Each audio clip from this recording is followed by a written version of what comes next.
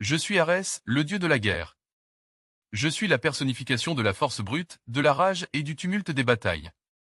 Fils de Zeus, le roi des dieux, et d'Héra, la déesse du mariage et de la famille, je suis né pour incarner la puissance et la violence que nécessite parfois le maintien de l'ordre divin et humain. Mais ma nature va au-delà des simples conflits, je suis le feu qui brûle dans le cœur des guerriers, la pulsion instinctive qui pousse les hommes à défendre leur honneur et leur terre, mais aussi la destruction aveugle qui laisse derrière elle le chaos et les cendres. On me connaît souvent pour ma férocité et mon tempérament impétueux. Les autres Olympiens, eux-mêmes, n'approuvent pas toujours ma nature sauvage.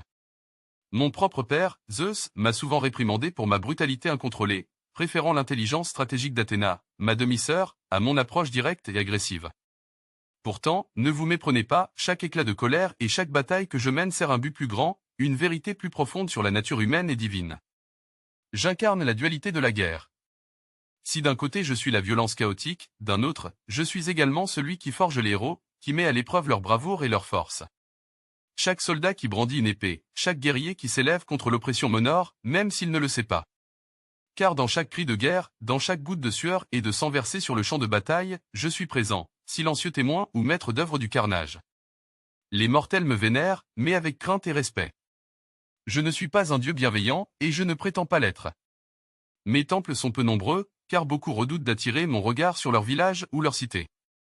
Pourtant, à Sparte, où la guerre était un mode de vie, on m'a élevé des autels.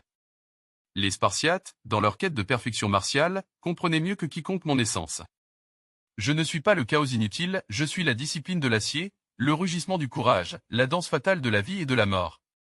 Contrairement à ce que l'on pourrait penser, je ne suis pas insensible aux passions humaines. Je suis tombé amoureux d'Aphrodite, la déesse de l'amour et de la beauté.